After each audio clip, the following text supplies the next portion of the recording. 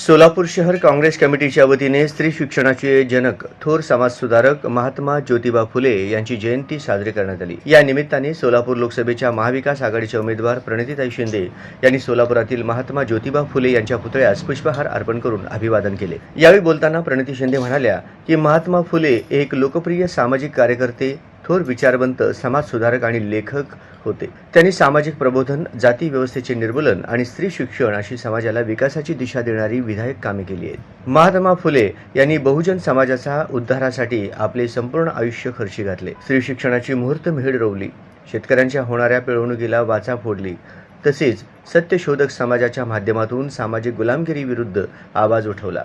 त्यांचे कार्य आजही समाजाला प्रेरणा देणारे असल्याचे विचारही शिंदे यांनी यावेळी व्यक्त केले। यावेळी प्रणिती शिंदे यांनी सोलापूर शहरात महात्मा ज्योतिबा फुले यांच्या कार्याचा गौरव करत शहरात एक पूर्णाकृती पुतळा उभारून फुले यांच्या कार्याला साजेसे असे स्मारक निर्माण करण्याचा मानस व्यक्त केला। यावेळी काँग्रेस शहर अध्यक्ष चेतन नरोटे, राष्ट्रवादीचे अध्यक्ष सुधीर खरटमल, माजी महापौर नलिनीताई चंदेले, माजी नगरसेवक मनोज येलगुलवार, विनोद भोसले, शंकर पाटील, तिरुपती बरकीपंडला, पंडित सातपुते, अनंत म्हेत्रे, भीमाशंकर टेकाळे, दिगंबर मेटकरी, गोवर्धन संसू, सूर्यकांत शेरखाने, राहुल बोळकोटे, व्ही डी गायकवाड यांच्यासह इतर मान्यवर उपस्थित होते।